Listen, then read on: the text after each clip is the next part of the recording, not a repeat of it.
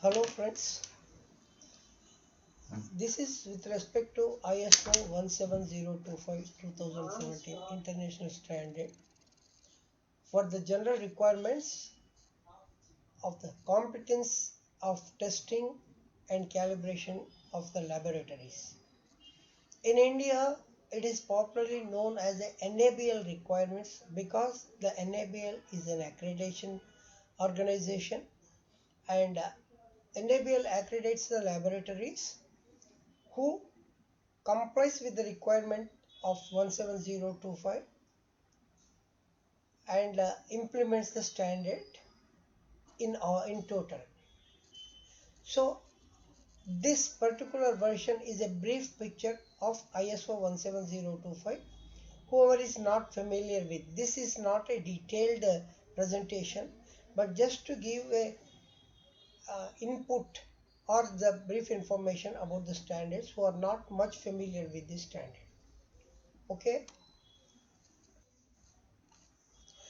this standard encompasses of 8 clauses. Usually any standard, the first 3 clauses are of much generic, like it covers the scope, normative references and definitions. The scope normally gives what exactly the important activities of the entire standard. In fact, scope also gives what is the area that is covered with the standard. So in this standard, scope means the requirements for the competency, impartiality and consistent operations of the laboratories. What this really means is a laboratory should have all the competent requirements, their people should be the competent and their equipment, environmental, all other requirements should be competent enough to comply with the requirements of the customer as well as the statutory bodies. And some of the important thing is the impartiality, like a lab should be unbiased in its operations, and the consistent operations indicates that laboratory is maintaining their standards without any fluctuations or deviations. So this is covered under the scope. Another normative general clause is the normative references. This only means that what are the reference standards that generally we refer. This is this particular standard refers to ISO IEC Guide 99 and ISO IEC 17000, which are indispensable for the application of this particular document. But in a laboratory you may have furthermore references like your course of practices and other testing methods of testing standards, national or international. So all those standards you can refer under the clause 2. Now coming back to the terms and definitions. This is a specific clause which varies from all other standards, like each standard has a different terms and definitions. The purpose of this is to clarify some of the terms. In ISO 17025, there are certain terms like decision rule.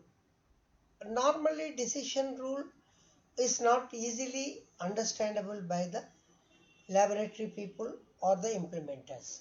So what exactly decision rule and how you have to understand that. Similarly, inter-laboratory, intra-laboratory, what is a complaint? So some of the terms, I'm not going to give you the detailed standard definitions for each and everything, but the standard talks about those things. Okay, so in the terms and definitions, not only whatever standard has given, but you can also include some of the terms which are not common or not easily understandable by the either the laboratory personnel or the anybody who is associated with your standard. Now the first and important clause for this 17025 starts with the general requirements. Here I just wanted to emphasize that this particular standard, which is a revision in 2017, whose predecessor standard was ISO 17025-2005. In 2005, they have compartmentalized the entire requirement of the laboratories into the management requirements and the technical requirements. But in this standard, they try to integrate to have the seamless understanding of the activities. So now, if we start thinking about the laboratory establishment, it starts with what exactly the required policies.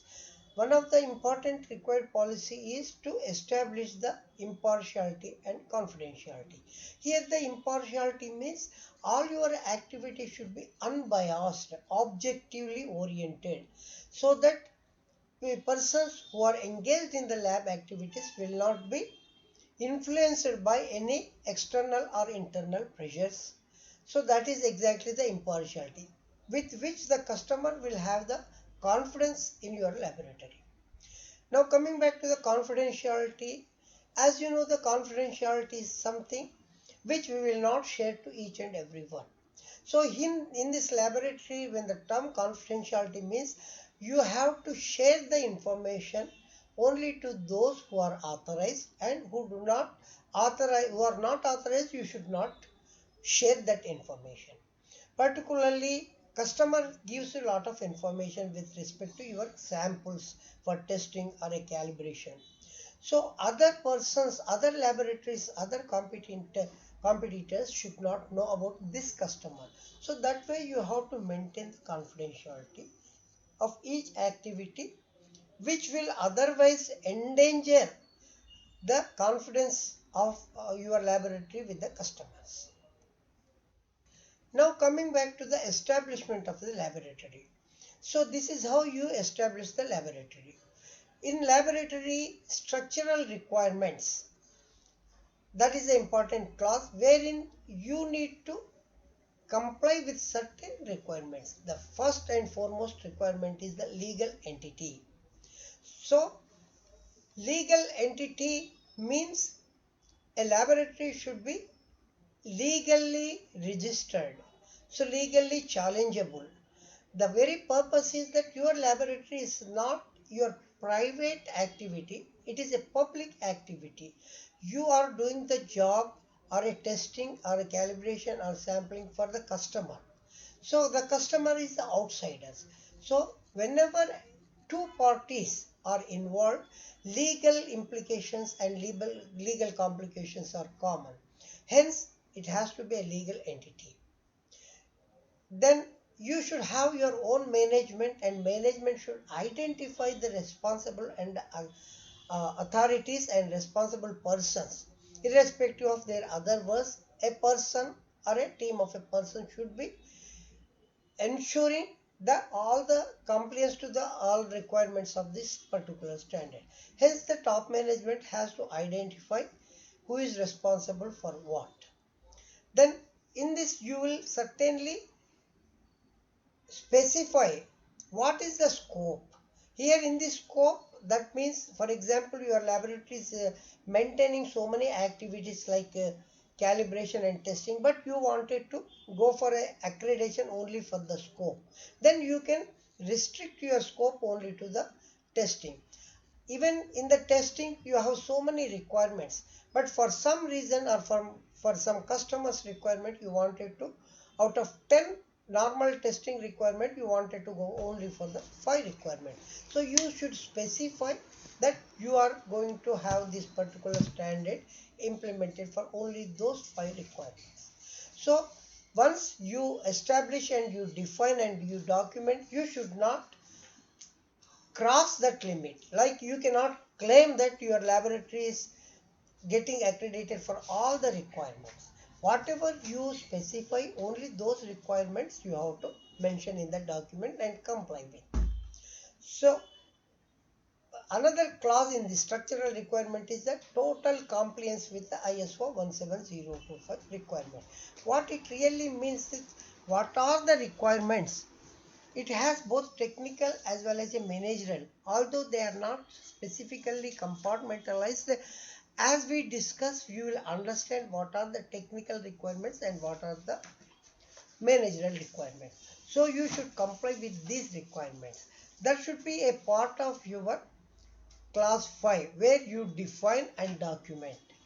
Then you should have your organizational structure, like your organizational chart, who is the topmost authority, chief authority, top management, and what are the departments, who are the personnel, all those the total information has to be specified under this class 5.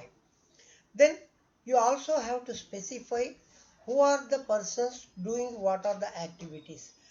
That means who is the authority, who are the personal with a particular authority and particular responsibility. There should not be any confusion or any overlapping. One person given a particular activity for the calibration of a equipment or a testing of a particular requirement, then other person who is not authorized cannot do that. So that way you have to specify. Then another and most important is the communication process. See, each organization survives only based on the communication. So here the communication process has to be very clear. Employees should understand what organization wants. Organization as a top management should understand what the employees or the persons who are working are doing and their requirements. So the communication should be very, very important. Whatever the communication channel you establish through electronic, through telephone, or whatever the way you wanted to do with using all the technology, that has to be well established so that there should not be any communication gaps. And here another important thing is internal communication as well as the external communication. See, an organization, I am not an isolated entity. I need to have, for example, accreditation body is a external. Statutory bodies are external. Or the suppliers who supply equipment or chemicals or any other laboratory thing, they are external. Similarly, you outsource some of your activities like housekeeping or calibration. So they are also external. So you should also establish the communication with the external. What are your requirements? They should understand, and how they cope with your requirements, you should also understand. The next important clause is resource requirement. In the resource requirement, the standards specify what are in general the requirements. Then the most important is the personnel. When we are talking about the personnel, the competency of the personnel is more important. Yes, the competency means not just qualification and experience, but it is the overall ability to do the work which is assigned to a particular person and should get a desired output, desired results. It's not that a person carry out some work and some results will come. It is competency means ability to perform a particular activity to give the desired results. So all the personnel should be with the competency. How you recruit the personnel, how you train, all those things have to be very much detailed under this particular requirement. Then the next is the facilities and environmental conditions. See, your laboratory is carrying out certain activities like testing, sampling, or a calibration. So what are the facilities you should know? You should have it. For example, if you have a chemicals, whether you should have a certified reference material. If you have a equipment, they should be calibrated. If you have a testing, there should be approved test methods. So like that, you should also ensure that whatever the facilities you have as per the customer requirement only should be included in this. Okay, so the next important thing is the equipment. Obviously when you are having a laboratory, you should have an equipment, and that equipment should be suitable for a particular testing. Particularly equipment has some limitations like a range, accuracy.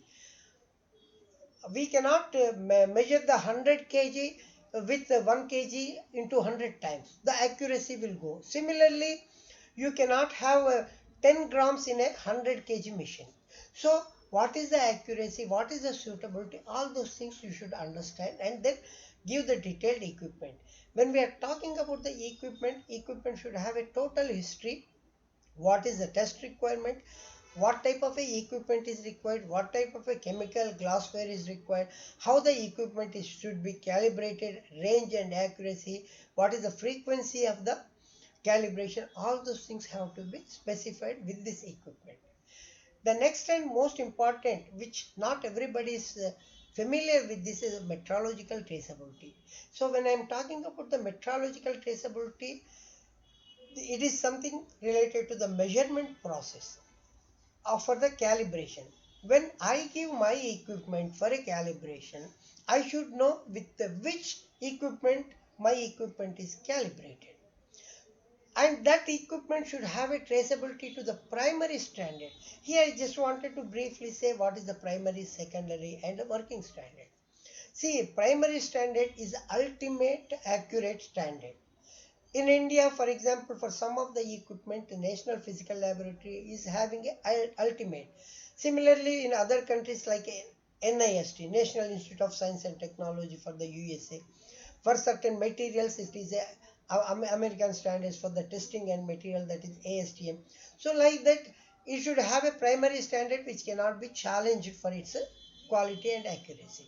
So my equipment has to ultimately get the calibration traceable to the primary. I give my equipment to a secondary, then the secondary standard should be calibrated to with the primary. Then only I can understand that my equipment will be working well with the calibration. So this is the metrological traceability, and you should have a unbroken chain of the record you should be maintaining. And another thing is external provided products and services, which means whatever you are using the external or a outsourcing, all those things should be covered under this. But when you give some work to the external, you should also have controls. Like subcontractors, you should have a control. Suppliers, you should have a controls. Calibration agencies, you should have a control. Unless you have a controls, you should not, I mean, you are not able to know what are their capacity or competence. So you have to ensure that whatever the services or products you are buying from outside or subcontracting, all those agencies or all those organizations should have the equally competent people to work. Next one is the process requirement. This is a core activity of your laboratory. So for what we have discussed with the class 4, you have a policy of the impartiality and confidentiality. With the class 5, you have established your laboratory as a legal entity with whatever is required, licenses, documentations and responsibility.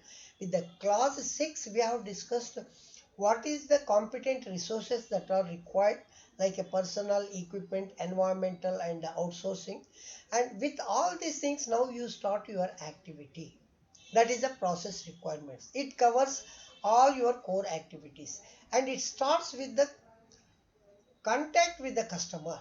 See, our laboratory always does carry out the work only if we get samples from the customer. So how you accept the customer samples, and what type of a review you make, whatever the sample customer gives to you will not accept unless you have that facilities are available with you. Similarly, customer may ask a different kind of a versions of the standards which are outdated, whether you accept or not. All those details will be discussed under the class 7.1. So in which very clearly you should know who is the customer, what are the requirement, what is the practices you should maintain with them, how the customer should be cooperated with your activities, and how customer should accept your reports with a confidence. Then another thing is the selection, verification and validation of methods. In this is a specific not to all the laboratories, but some of the laboratories, if you have more than one or two, I mean two or more test methods which are approved, then you should know which test method you should be selecting for doing the test. Similarly, if you are modifying or you are having a non-standard and a new test method, which is not acceptable in general, then you should validate through verification process, and after validation and approval only you should be using that. Now the sampling, whoever is involved in the sampling because this 17025 is not just for testing and calibration, but it also for the sampling. See, for example, some of the things you only involved in the sampling, like testing the samples and giving to the laboratories. How you do the sampling, what type of equipment you are using for the sampling, who is the competent persons to bring the sampling, all those details should be specified in the class 7.3 of sampling. And the next important in the process requirement is the handling of test or a calibration. Like if your lab is a testing laboratory, then the moment sample is received at your laboratory or you are getting the sample, how you handle, so that the integrity of the sample should not be lost. It should not be changed or corrupted or manipulated. Similarly, the calibration equipment also you have to know how to handle it, because there are certain sensitive equipment or sensitive samples. So if the handling is not properly done, then the properties or values of that particular test sample will be varying. Similarly, calibration equipment also may give a erratic readings if you are not properly maintaining and handling. So next is the technical record. Because why we use the technical records, not simply normal records, because all the technical records are important with 17025, because those are the records associated with all your technical activities, starting from the receipt of the samplings to ultimately giving the test report to the customer. So all those records you have to ensure. Here you need to identify what are the general record and what are the technical records based on your activity. Okay. So the another thing is the evaluation of measurement uncertainty. As some of you may are aware, uncertainty means you are not sure.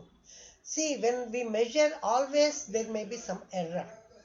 There are two types of errors will be there. One is you can easily understand there is an error. Another thing is you are not sure whether there is an error or not. So uncertainty means unknown error. See, in any measurement there may be some error which may be minus or which may be plus. So that doesn't mean that uncertainty always there should be error. So uncertainty, there can be zero error or minus error or plus error. So in this class you have to have the methods how to measure the uncertainty, what is the error, plus error or minus error, how this error should be associated with your final results. That is what this class will be talking about. Then the validity of the results. Here there are two important issues will be there. When you are doing all these things, the customer, why, a question is there, the customer, why should he believe that your results are accurate? So we have to prove that how much efforts we are taking. There are variety of the activities that we are ensuring to prove that our results are validated, like we are using the approved equipment with the calibration, retesting, repeated testing, or sometimes we do the intra laboratory within the laboratory 2 or 3 times and then we will check the results. So or we do a blind sampling, means the samples results are not known. Then first you do the testing and then compare with the results. Then if they are same, then your testing is okay. So that is how you are doing, which is all internal validation. Similarly, external validation also you need to do it, because customer should also believe that not only you are okay internally, but external also you are getting a approval. So in which external there are two methods are there. One is the proficiency testing, other one is the inter-laboratory comparison. In case of a proficiency testing, there is a ultimate testing body which is normally approved by the NABL. So they offer certain samples to each laboratories and their results are the ultimates. So they allow other laboratories to do the testing and then they compare their values to the their our already pre done laboratory testings, that is with their own laboratories, because their own laboratories are always accurate. That is the stand normally they take in the proficiency testing. Then they will compare, and if there is any error or any deviation, that means your laboratory is having some problem in getting the correct test results. Another technique which we generally to be used is the inter laboratory. That means one laboratory who is going for accreditation or who is already NABL certified, they do the testing and Same sample or similar identical sample will be given to other laboratories, 3 or 4 laboratories or more. Then they will compare the results. Accordingly, they will be doing it. If the results are uniform, they are okay, then that means your validity of the results both externally and internally they are fine. That way the customer have the confidence in your activities. Now, the reporting result, there should be a methodology of a reporting the results. So how a test report should be given, what are the contents in the test report. This class clearly talks about common requirements, specific requirements, all those things will be talking. One of the important thing in the reporting results is the opinions and interpretations and conformity statement. Conformity statements means it is a pass or fail. Then the reporting your opinions and interpretations means they are subjective. So how you come to a conclusion about these things, that is important. So all those things will be reported so that there should not be any deviation or error. The next important clause is the complaints. You know, the complaints is the feedback with a dissatisfaction. Any customer, even the not only from the customer, from any other outside agency who are associated with you, like a suppliers or a statutory bodies, any feedback that you receive which is not a satisfactory, then that is a complaint. So whenever a complaint is come, how you deal with this, there should be a procedure to deal, receive and acknowledge and investigate and ultimately redress the complaint. The next important clause is the non-conforming work. The entire actually the management system depends on this non-conforming work, because if you are not having any non-conforming work, that means your system is perfect. But it is not every time possible. So whenever you are doing some work implementing the system, there is a kind of a deviation will be there. Non-conformity means it is a deviation from the approved or agreed work. So how you identify, how you deal with the non-conforming, all the details are discussed in this class. And finally, with this process requirement, the control of data and information. When you carry out so much activity, lot of data is generated. How that data is stored, restored, and how you maintain that is confidentiality, all those information you have to address in this class 7.11. Okay, now finally the last class is the management systems. That means this is a launch pad. Ultimately class 4, 5, 6, 7 have to be on a particular platform called the management system documentation platform. So in this 17025 gives you two options. Although they are not much important to discuss, but in general, when options are given, what are these options? See, there why two options are given. If a laboratory is already established as per the ISO 9001 standard. See, because this 17025 takes the parent standard as a 9001 standard for its structural requirements. So some of the common requirements are there in 17025 and 9001. If you are already implementing those, you need not to repeat it. You only need to satisfy that those requirements already you have done. So that is the option B. But in the case of a option A, if you are going for a first time or you do not have a 9001 standard established, then you can go for the option A, in which you need to implement all the requirements starting from the class 4, 5, 6, 7, from the 8 again, 8.3 to 8.9. So now what are these 8.3 to 8.9? Very briefly we can discuss. In 8.3, it is a control of the system documents. You have generated so many documents including your quality manual, quality policy, quality objectives, plus procedural documents, work instruction documents, test methods. Those are all the things are the documents. So in the document there are two type of a document. One is the internal document which is created by you, which you are using in your activity, laboratory activity. Other one is the external document which you have purchased or which you have got from outside, like a standard, national standard, international standard, or the equipment manuals given by the original equipment manufacturer. Those are all the external. So how you control? With respect to the external, you have to see whether it is a current requirement, are there any revisions or not, you have to be careful. Internal document, you have to make sure that correct procedure is there and the procedure is reviewed, approved by the authority. So that is how you have to control the document. Another thing which is related to the document are the records.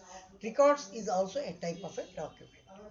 In the records, normally general documents under the clause 8.3 and another document under the clause 8.4, we can classify the documents with the two titles. One is the guidance document, other one is the performance document. In guidance document, the management system documents which will guide you like a standard test procedures.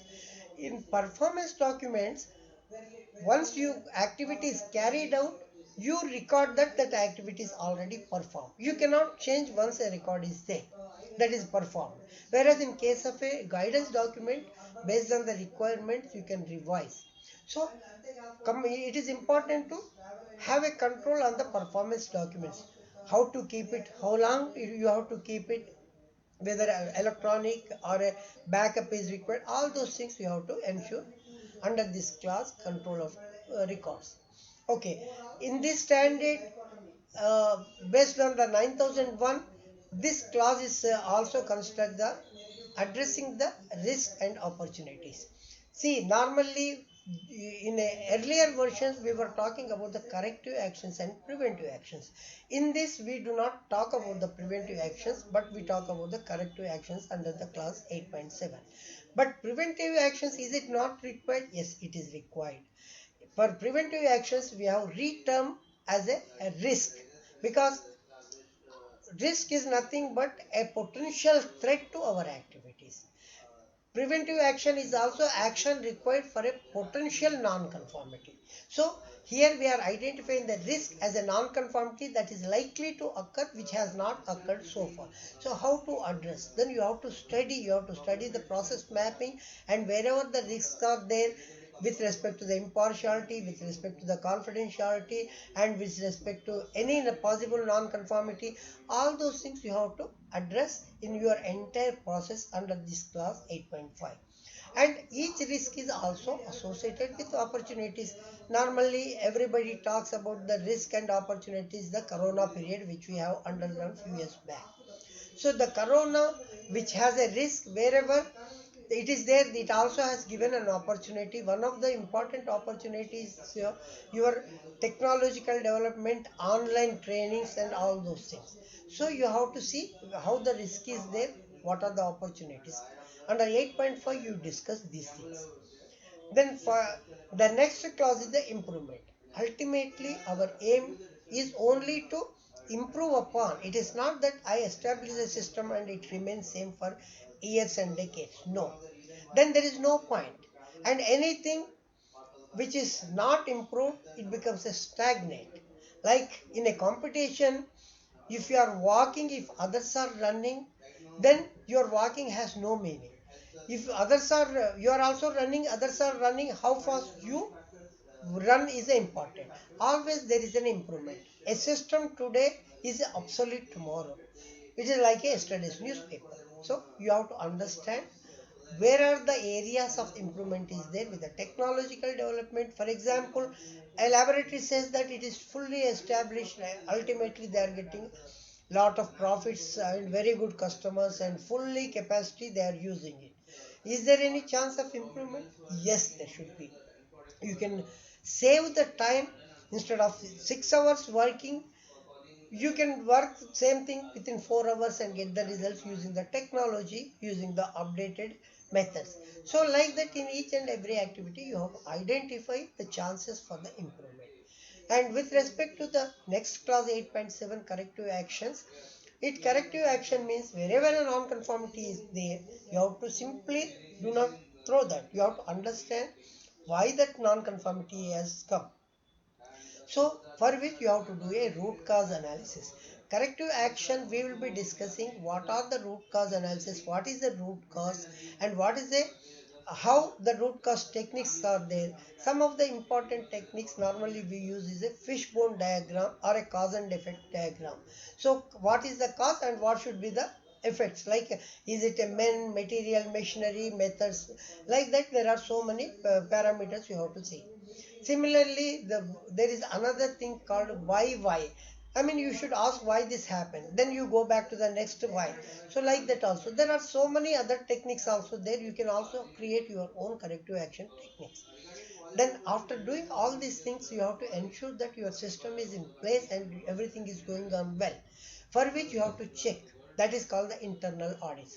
Before we allow the external audit people to come and audit, we have to do regularly internal audit, because in any operations errors or missing something is very much possible. So that we should ensure that there should not be any such gaps. So internal audits help, and this internal audits professionally we have to conduct, systematically, scientifically we have to conduct, maintain a checklist, maintain a documentation, and maintain what is the output, what are the findings after this audit. That will help us to further improve. And finally, the entire system implementation of the system depends on the top management and its commitment. So unless the top management is interested, no system, no organization will work properly. So the top management should review all your activities on a regular intervals, whether everything is okay or not. In many organizations rather, they'll say that they are doing everything fine, but sometimes their resources are less, so they simply hide that, because boss may say something, they hide and they do something. But actually, because of the lack of resources, the quality is affected. So you have to, as a top management, address all these issues. What is the non-conformity? Where are the non-conformities are there? What are the internal audits? How you wanted to satisfy the customer? If there are any customers' complaints, how you wanted to redress? All those things you will be discussing under the management review. Okay, so this is in brief about the various classes of ISO 17025. Now, let us know what are the key benefits of ISO 17025. Of course, this is not a comprehensive or exhausted list. Obviously, any system we do in a disciplined and systematic way, there are obvious advantages with it, because any system basically offers three important things. One is the transparency in the operations, other thing the prediction, then the next is the satisfaction by the customer. So confidence of the employees. These are all some of the things any system will be helpful in getting these results.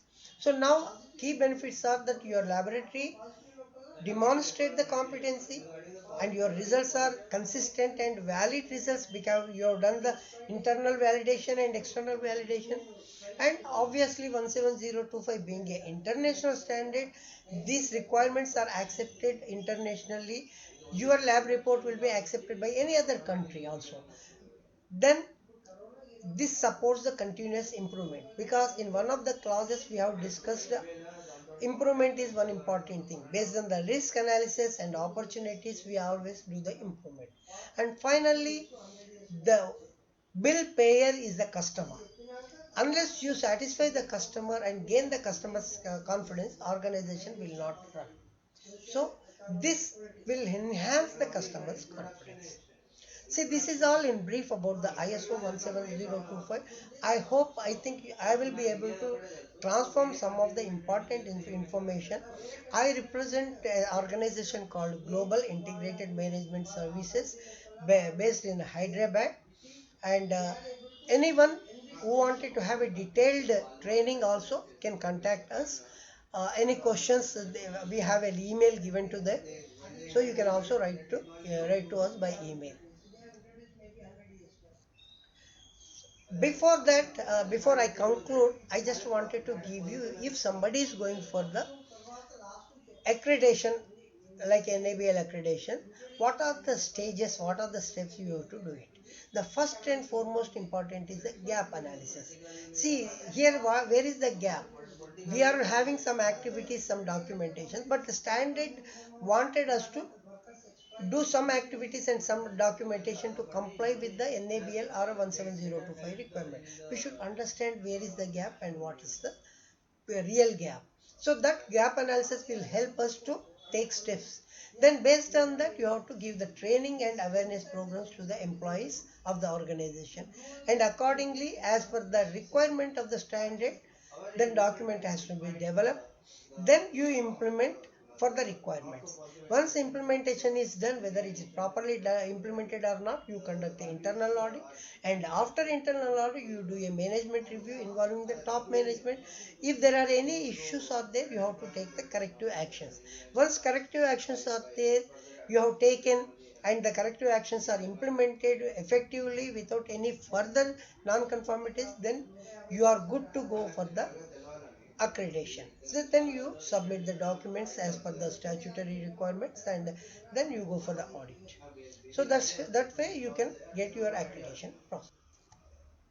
So thank you very much, and if there are any questions, you may write to us. Thank you.